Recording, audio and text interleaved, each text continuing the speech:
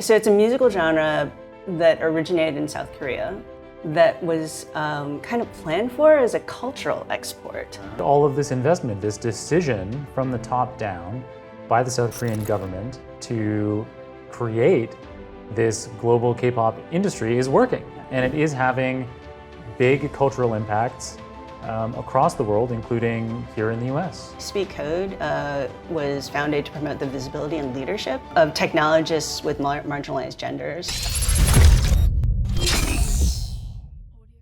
Chrys, welcome to the Super Data Science Podcast. It's so fun to be in person with you filming. I understand you didn't have too much of a commute to get here to film in my apartment in these COVID conditions. No, it was just one long train ride right here. So it was great. Nice. All right, so we were introduced to each other by Claudia Perlich, who was on episode number 437, but we know each other through a number of different avenues. So also Jared Lander, who was episode number 501, and Drew Conway, who's in episode number 511. So one of the big connections there is that all of those people, including myself, are members of the Open Statistical Programming community in New York, which you've been a part of for over a decade, I suppose. That's right. Yeah. And so most recently, we recorded a podcast episode at the R conference, the New York R conference, which is a spin-off, I guess, of the Open Statistical Programming community. And you did a talk at that same R conference that we filmed the episode with Drew. So the topic at that conference was why the world loves K-pop. So Chrys, tell us a bit about what K-pop is. I understand it's from Korea, which is where the K comes from. I haven't listened to too much of it. I know Gangnam Style. I think a lot of people know Gangnam Style by now.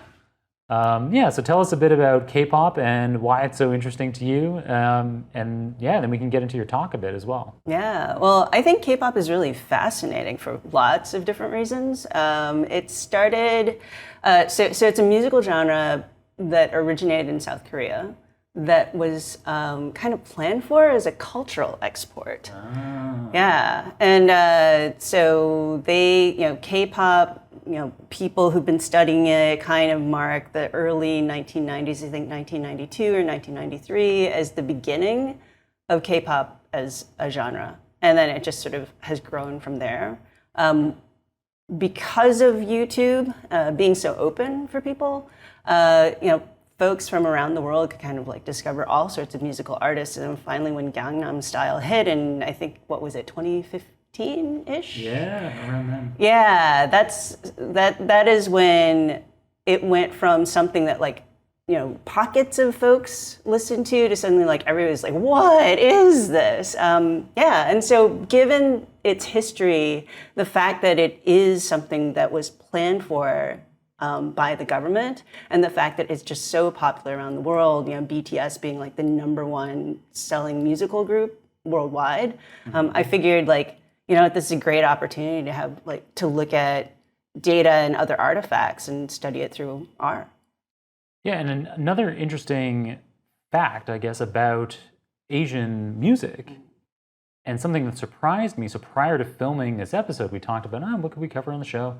And one of the things that blew my mind that you brought up to me was how few musical artists, at least that I get exposed to in places that I grew up, the US, Canada, the UK, there are very, very few Asian artists. I struggle to think of more than a handful. Yeah, exactly. I think it's really hard to break in, in the West as a non-English speaking artist. Obviously in the United States, we have a huge community of people who love Latin music or music that's Spanish language. But that said, okay, that's, what about the Asians, right? Asia is huge, and East Asia as well. It's just so many people, but you don't really, nobody's really hit the Billboard top 10 and stayed there for very long, let alone debuted at #1. Right. This episode is brought to you by Super Data Science. Yes, our online membership platform for transitioning into data science, and the namesake of the podcast itself. In the Super Data Science platform, we recently launched our new 99-day data scientist study plan, a cheat sheet with week-by-week instructions to get you started as a data scientist in as few as 15 weeks. Each week, you complete tasks in 4 categories. The first is Super Data Science courses to become familiar with the technical foundations of data science.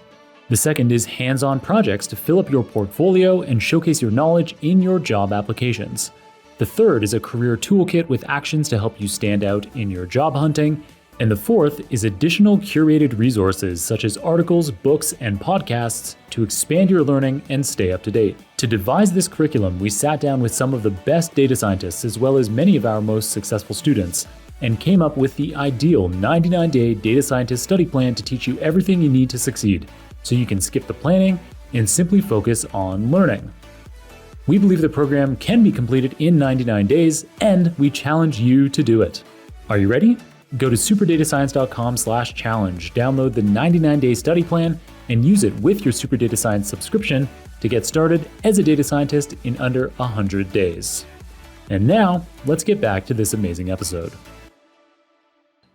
So, interesting topic, and it sounds like there's opportunities to be analyzing some of these trends with data, because it sounds like things are starting to change, that we are starting to see some Asian artists like BTS that you mentioned. You also recently mentioned to me an artist called Blackpink that I must admit I didn't know before, but shamefully, because they're enormous. And so there's this change, and it looks like we can examine some of these trends that are happening in the data. So that's what you talked about at the ARC conference. Tell us about what you covered. Yeah, so I ended up kind of thinking about 4 different areas of possible exploration. And of course, this 4 is still huge, but one was looking at just as a musical genre, because it's so fast growing. I think it's I forget the letters, but it's the international body that represents recording labels around the world. And they said that in 2020, a record-breaking year for K-pop drove South Korea to 44.8% growth, and the position as the fastest growing major music producing market of all of last year. Wow. Yeah. So the second area that is worthy of data exploration, I thought, might be the fact that it is an economic engine. So by that, I mean, it is a cultural export product, and the numbers have been updated since I last looked. The South Korean music industry has produced an estimated $5 billion of export value. That was in 2019. Right. So that's a ton, right? And it's not just music itself, but a lot of these musical artists, right? They themselves are acting or showing up in broadcasts. They are representatives for various life and lifestyle brands around the world. So K-pop's popularity has ripple effects into other industries. And so I thought maybe there's a way that you can kind of explore how that's happening and do some network analysis, for example. Mm-hmm. A third dimension for study is social phenomena. And by that I mean it's true in general that fan engagement is the number one reason why any musical artist is successful. And in the case of K-pop fans, they're super, super organized. The fans are super organized. Yeah. They're it's almost like they operate like a collective, right? Okay. Yeah, and so they'll get together, and when they hear word, when they hear word that their favorite artist is coming out with a new release, they kind of get together and cooperate, figure out cooperatively how to make sure their favorite artist gets to number one. Wow, I see. That's interesting. That is an interesting social phenomenon. Mm-hmm. So not only are the fans organized for their favorite groups, they also organize for social and political causes. And so there is kind of a add-on effect in terms of the social phenomena there. And I also want to mention it's not just the fans, but the artists themselves are addressing all sorts of social, political, generational issues and questions in the music too. Very interesting. All right, very cool. So it's fast moving. Definitely some data we could track there. cool idea around the network analysis of the economic engine and how the music industry ends up having ripple effects across other artistic and maybe even beyond artistic industries out of Asia. And then, yeah, the cultural impact is the third one. So you've got one more, right? Yeah, and that one, I was kind of thinking it's almost like a bridge between what we think of as the East and the West. And in my talk, I spoke about it as being an East-West connector. So this is kind of looking at things like the fact that K-pop artists and non-Korean artists are aware of each other, maybe a little bit more on the South Korean artist side. But that said, you can see just by looking at Twitter alone or TikTok or Instagram, choose your favorite social media platform, and you can kind of see they're tagging each other and talking to each other. You're also seeing them start to produce collaborations. And then I think the other interesting thing is the businesses that are supporting them also have, whether it's the agencies or the labels, right? They have kind of business agreements or investments in other labels and agencies around the world. And so you're starting to see from the business side how globalization is happening. So I think that's Cool. really interesting. So it sounds like all of this investment, this decision from the top down by the South Korean government to create this global K-pop industry is working. Yeah. And it is having big cultural impacts across the world, including here in the US. So super cool and definitely an interesting talk. So beyond your interest in K-pop, you also do other things with your day. So you are the co-founder and still a mentor of an organization called Write, Speak, Code. And so you co-founded that 8 years ago. And this is a group that promotes marginalized genders in tech leadership. So tell us about Write, Speak, Code, what it does, why you founded it, and maybe any kind of impactful use cases that have happened. Love to hear about it. Well, like you said, Write, Speak, Code was founded to promote the visibility and leadership of technologists with marginalized genders. And it does that through peer-to-peer professional development. So when we first got started, there were 5 of us who co-founded it. It was kind of I guess, the feeling at the time was just, lots of really, you weren't seeing many women, especially. We started out with our focus on women because the conversation around marginalized genders hadn't really come to the forefront at that time. But women were not really being seen at meetup talks or giving conference talks or, being the people who are the blogger to follow, right, or the Medium poster to follow. So we figured, why not? What if that was true because these people didn't know how to get started? Right. Yeah. So the conference is really designed to help kind of handhold people through that process. It's a conference. Well, we called it a conference, but it was very hands-on, so some people might call it a workshop. Yeah. So you mean the initial one, or it's a recurring workshop? It was, so the pilot, the very first event was a conference, but the things that people were doing, rather than being sage on stage, et cetera, right, was very much hands-on. So it was, in that sense, much more like a workshop. Got it. And then it's continued today to be a peer-to-peer network. I imagine it's continued through the pandemic, people working together remotely, that kind of thing. Yeah, it's also spawned, because of the success of every year we'd been gathering together to do this, and because of the growth and the success of the program, it's also spawned local meetups as well.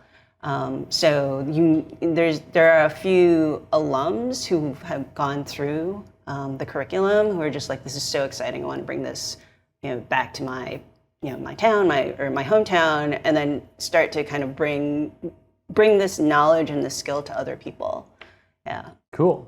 And so to break it down a little bit more, the name of it, Write, Speak, Code, is very deliberately, those are the three kind of main areas that this network helps with, right? So, you explained this to me earlier, but the write part is helping people to get started on writing open source code, right? It's more sort of like thought leadership blogging, or just prose writing. So prose writing with or without code, depending on what you want to do. Right. Mm-hmm.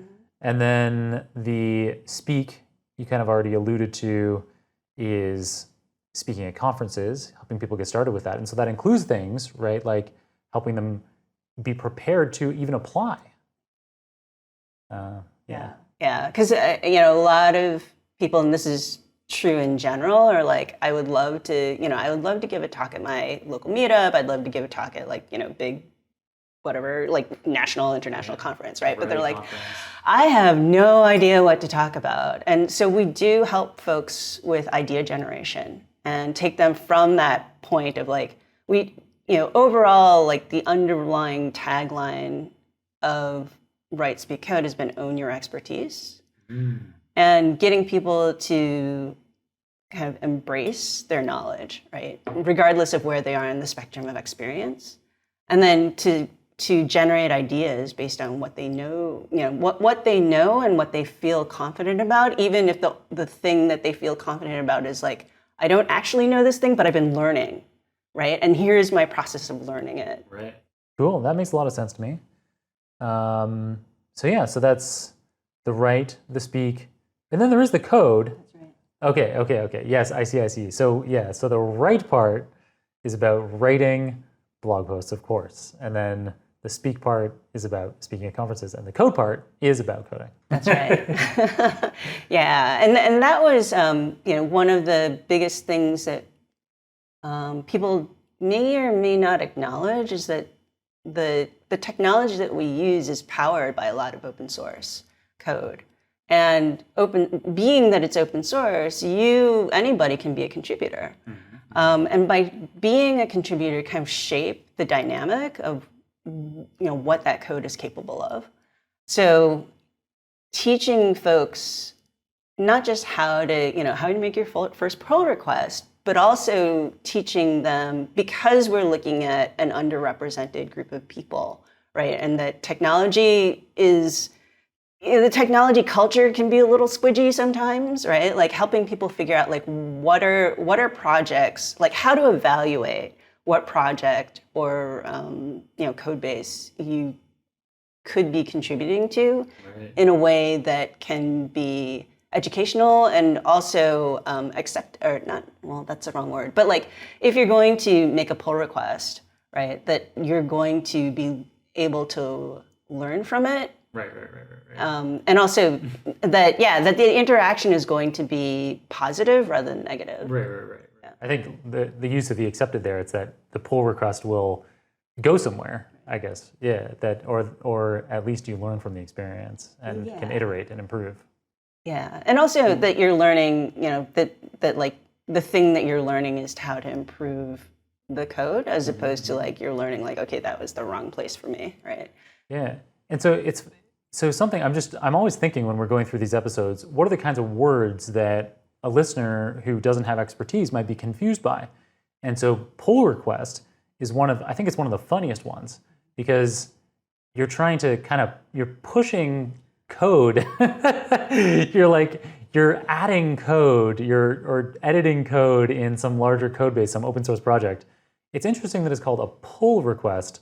So that's, I think there's a clear etymology there. I mean, so I guess you pull the code down, you have your own kind of little version, you make some changes, and then somebody approves that pull request that you made, and it ends up being pushed. Right. Yeah. I didn't name it. I don't know. Yeah. But yeah, Terms of art. It's one of those terms that, if you work in software, you think about it, you hear it all the time. But it's a funny one when I think you try to break it down. Mm-hmm. All right, so that's cool. So that's Write, Speak, Code.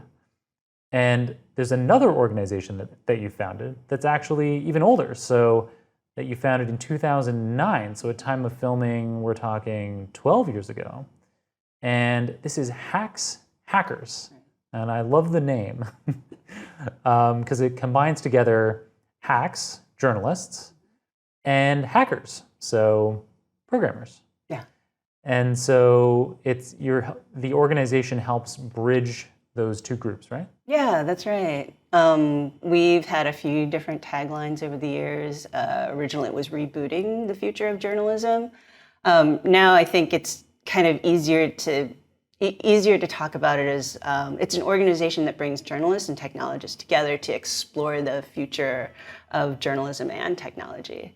So when we started in 2009, it was basically like, the world was very, very different then. And a lot of journalists were just starting to think about like how you could really use the web and mobile apps to reach the readers. And there were a lot of technologists who were really interested in like civic reporting, how the news as a medium can help to reshape policy and reshape like the world around them, both locally and globally. But they kind of wanted to connect with journalists to learn the practice from them, as well as see how they could contribute their talents as well. Cool. Yeah, and it's a meaningful place to be able to apply your talents. I'm not going to be able to dig up off the cuff exactly the episode number, but there's a great episode not too long ago, maybe a couple of months ago, with Anjali Srivastava. And so she got started in data science through an interest in journalism. So she was a high school journalist and kind of describing the same kind of arc that you were describing probably many professional journalists experienced in 2009 was, hey, wow, I can use data for assisting my reporting. Tables of results can be really interesting for readers and make a story quite tangible. And then, of course, the data visualizations can be really helpful as well. And we're seeing more and more and more newspapers having amazing visualizations for their online publications. Like the New York Times, they must have dozens and dozens, maybe you have some idea of the number of people who are just experts in data visualization over there. It's a lot. Many. Yeah. But I mean, speaking specifically about data visualization and journalism, there's actually like a long history that predates the internet.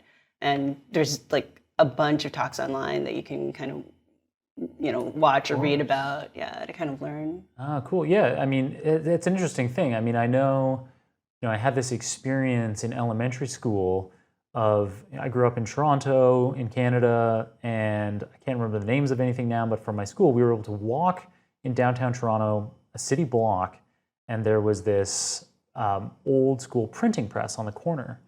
And so they had all the equipment there still available, and you could see how they did things. And so a century ago, every page of the newspaper, you had to hand configure letters in a machine kind of upside down. And those reversed letters in this machine could then be, they could get wet with ink and then press against a page, and you'd have newspaper pages. And so you just kind of alluded to there this change. So at that time, a century ago, presumably illustrations would be very difficult, if impossible, to have in that kind of format. But over time, I imagine decade over decade, you get more and more graphics, color graphics, and amazing data visualizations in newsprint that predate the internet. It's cool. All right, so Hacks Hackers, it's grown pretty big. So from its founding 12 years ago, just a few of you, I imagine, maybe based in New York? Where were we? We were kind of, oh my gosh. Distributed? We were kind of distributed, yeah. There were pockets of us, like primarily all over the US. There was also a group in London as well, yeah. Right, and I understand that London group is particularly prominent globally, but there are 70 chapters on 5 continents worldwide now. That's right. So it's really, things have really proliferated. And of course, times have changed and the needs of the local organization have changed. So I think the interesting thing about being a part of an organization or a movement that's been around for like any length of time is to kind of see how it morphs in response to the world around them, the current events and the needs, and like just what people are interested in. Yeah, very cool. So two hugely impactful organizations that you co-founded, Brightspeed Code and Hacks Hackers. So it sounds like a common thread for you in your career has been developing communities. And I've spoken on previous podcasts, including on number 511 with Drew Conway and number 501 with Jared Lander in detail about how useful communities in New York have been for me for learning about open source software, for being able to speak, and for being able to find like-minded people to work with me on learning about deep learning or learning about a programming language. And so it sounds clear that that would resonate with you. And so, yeah, do you have tips for how people could find their own community? So find people with common interests, how maybe if those people aren't around, how they could get started themselves. You haven't had any trouble getting organizations off the ground that have grown into massive international movements. Tell us about that. What are your tips? Yeah, well, I think you could start either like online and then go narrow, or you could start local and go big, right? So whatever works best for you. And I think that if you wanted to start, like these days, because social distancing is still kind of a thing, and meetups are kind of, sort of, you don't see many meetups around in person these Exactly, days. yeah. So looking online, I think, is probably the best place to start. And, Google's your friend, right? And so is Twitter, because particularly for data science, like data science, Twitter is like super, super active still. If you're the kind of person who likes to search via hashtag, the data science hashtag is very, very active. Of course, you're going to have to do a little wheat and chaff filtering. But also, there's a few groups I kind of wanted to highlight for folks. Towards Data Science is a really great website where you can kind of find lots to learn from. There's also a community of folks who are kind of like in the Towards Data Science world, right? Yeah. So there's a website as well as a Twitter handle. And then there's also the R for Data Science Learning Community, which sprung from the book, I think it was R for Data Science, which was written by Hadley Wickham, and I forget the co-author's name, I'm sorry. We'll find it. We'll get it in the show notes. Okay. But yeah, and they, their handle is R4DS on Twitter. And again, a terrific learning community is kind of grown from people being interested in the book, and then recognizing that you get a lot farther when you have other people to learn from. Yeah. Totally. Mm-hmm. Yeah, couldn't agree more. Those are great recommendations. I love both Towards Data Science and the R for Data Science communities. Brilliant suggestions for listeners out there. Do you have a podcast recommendation for us? There's a few. So in terms of learning online, for me, because I'm not a practitioner, like I listen to just be like, okay, what are people doing and what's kind of new out there? My absolute favorite podcast seems to be coming back to life, which I'm very, very grateful for. And it's called Talking Machines. Yes. Yeah. Have you heard it? I have heard it, and I like it. I must have listened to Talking Machines years ago before I ever dreamed of having a podcast that I'm hosting myself. And yeah, I think it's a great podcast. Tell us a bit more about it. Yeah, so the two hosts, whose names I can't remember, I'm sorry, but there's there's a woman and there's a man, and the woman, as the co-founder, she knows a great deal. She's kind of like me, right? She's really interested. She knows a great deal about it, but she's not a day-to-day practitioner. Right. And so when she interviews people, she's always getting fantastic guests. But when she interviews people, she not only can ask them about very, very specific things, but also approach the subject with questions that are kind of from like the beginner's mind approach. Right. And then the male host, Neil, he is a professor at Cambridge. Yes. And I think also might have been like one of the founder or the lead scientist at DeepMind. So this is, this is not only a practitioner, but this is one of the people who's sort of at the leading edge of, of research and application that's being done in machine learning and Yeah, it sounds like a great combination who are there talking about machines on the Talking Machines podcast. It makes a lot of sense to have that kind of deep expert combined with somebody who can, say, what's the big picture here? Where's this leading? I love that. All right, so Chrys, we've got your blog recommendations, your Twitter recommendations, your podcast recommendations. How about a book recommendation for us? Okay, I'm going to give you two. So a really fascinating speculative fiction book I've been reading is called Vagabonds, and it's by an author named, Hao Jingfang. Yes, Hao Jingfang with no tones. It's from the Chinese science fiction world. Oh yeah. Yeah, and it's really hard to explain, but I think what I took away from it is how two very different cultures kind of look at each other and try to understand each other. Right. Mm-hmm. Sounds useful in the world we're in today, where we have, whether it's at a national level or an international level, certainly different cultures looking at each other in different ways. Right. Very cool. So that's your fiction recommendation. Yes. Yeah. And the nonfiction recommendation would be a book called Until Proven Safe. The subtitle is The History and Future of Quarantine. Oh. So it's very, very timely. It just came out in July. And it's by two writers. They're a husband and wife couple, Jeff Mana and Nicola Twiley. And I've met Nicola a few times over the years, and just as a journalist, she is one of the most fascinating, researchers who can also tell, incredible, deeply researched stories.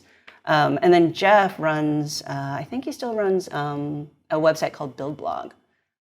So if you're interested in architecture and the stories behind architecture, that's a great place to go. But they talk about quarantine, and it's just fascinating. Interesting. Yeah, definitely a hot topic as well. Very cool. Well, it's clear, Chrys, from the time that we've had together talking today, that you know a ton about data science software development communities and how to grow them, how to foster them, and they then become these big international movements. So if people have questions for you, or they'd like to follow you and learn more as your career continues to develop, how should they do that? The best way is to find me on LinkedIn, which seems to be the place where all of the data science people are too. But feel free to get in touch. Perfect. All right, we'll be sure to have that in the show notes as well. Thank you so much, Chrys, for being the guest on this episode and for being open to having the first ever live filmed episode together with a guest of Super Data Science. It's been a really nice experience. Thank you so much. Thank you, John. It's been fun.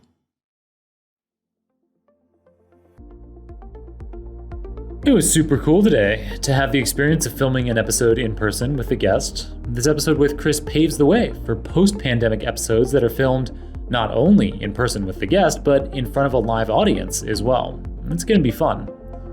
In today's first ever in-person episode, Chrys filled us in on how the K-pop music genre was deliberately created and funded by the South Korean government, and it has had a remarkable ripple effect across industries and across the world.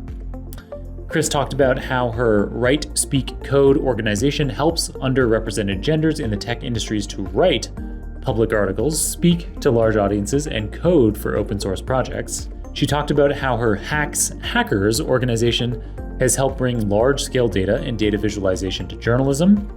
She talked about how you too can either find communities to get involved with or found them yourself. And she left us with her favorite resources for keeping on top of the latest in data science, including the Towards Data Science blog, the R4DS online learning community, and the Talking Machines podcast. You can get all the show notes, including the transcript for this episode, the fun in-person video recording, any materials mentioned on the show, the URLs for Chrys's LinkedIn, as well as my own social media profiles at superdatascience.com/515. That's superdatascience.com/515. If you enjoyed this episode, I'd of course greatly appreciate it if you left a review on your favorite podcasting app or on the Super Data Science YouTube channel. I also encourage you to let me know your thoughts on this episode directly by adding me on LinkedIn or Twitter and then tagging me in a post about it. Since this is a free podcast, if you're looking for a free way to help me out, I'd be very grateful if you left a rating of my book, Deep Learning Illustrated, on Amazon or Goodreads, gave some videos on my personal John Crone YouTube channel a thumbs up, or subscribe to my free, spam-free, and content-rich newsletter on johncrone.com. To support the Super Data Science company that kindly funds the management, editing, and production of this podcast without any annoying third-party ads, you could consider creating a free login to their learning platform at superdatascience.com. Check out the 99 Days to Your First Data Science Job Challenge at superdatascience.com/challenge. Or consider buying a usually pretty darn cheap Udemy course published by Ligency, a Super Data Science affiliate, such as my own Mathematical Foundations of Machine Learning course. All right. Thanks to Ivana, Jaime, Mario, and JP on the Super Data Science team for being open to trying this new filmed in-person format and producing this special episode today. Keep on rocking it out there, folks, and I'm looking forward to another round of the Super Data Science podcast with you very soon.